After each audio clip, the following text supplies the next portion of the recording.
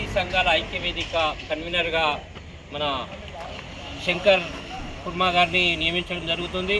మరి వికారాబాద్ జిల్లా ప్రాంతంలో బీసీ కుల సంఘాలంతా ఏకం చేసి మరి జిల్లా సంఘాలను బలోపేతం చేయాలని చెప్పేసి పెద్ద బాధ్యత ఈరోజు మా శంకర్ గారికి ఇవ్వడం జరుగుతుంది. మరి అదేవిధంగా ఈరోజు వికారాబాద్ మండల్ అధ్యక్షునిగా శ్రీశైలం నియోజకవర్గం అధ్యక్షునిగా శ్రీశైలం యాదవ్ గారిని, మరి మండల అధ్యక్షుడుగా వికారాబాద్ మండల అధ్యక్షుడుగా యాదగిరి గారిని, మరి దారూర్ మండల్ సుధాకర్ గారిని నియమించడం జరుగుతుంది.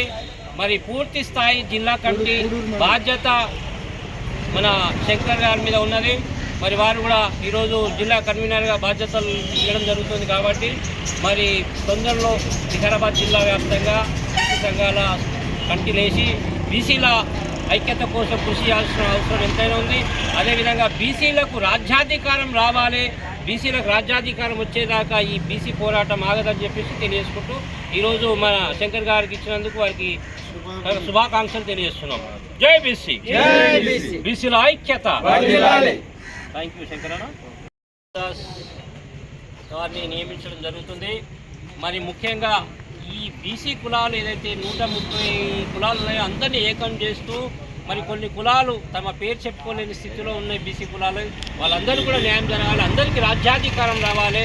అందరూ కూడా రేపు జరగబోయే సర్పంచ్, ఎంపీటీసీ, జెడ్పీటీసీ ఎలక్షన్లో వారందరూ కూడా బీసీ నాయకులు ముందుకొచ్చి నామినేషన్ చేసి మరి పోటీ చేసి గెలవాల్సిందిగా కోరుతూ మరి ఈ యొక్క చైతన్యం బీసీలలో అందరూ ప్రతి ఒక్కరు అన్ని కులాలు, గౌడ కులం కానీ, ముద్రాజ్ కులం కానీ, యాదవ్ కులం కానీ, కుర్మ సంఘం కానీ, మరి అనేక రజక సంఘం కానీ, నాయ బ్రహ్మణ కానీ, పద్మశాలీలు కానీ, మరి అనేక కులాలు ఉన్నాయి. ఈ కులాలంతా ఏకం చేస్తూ చైతన్యం తెచ్చి వాళ్ళలో ఐక్యత తెచ్చి మరి రాబోయే రోజుల్లో సర్పంచ్, ఎంపీటీసీ ఎలక్షన్లో మన సత్తా ఏందో బీసీల సత్తా చూపించాలని చెప్పేసి కొడుతూ జై బీసీ, బీసీల ఐక్యత.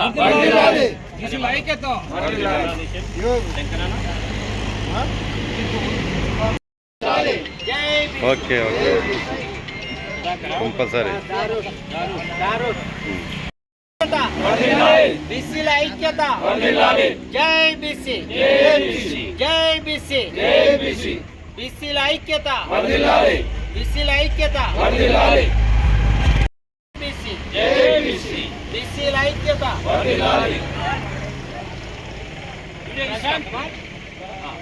బీసీల ఐక్యత, బీసీల ఐక్యత.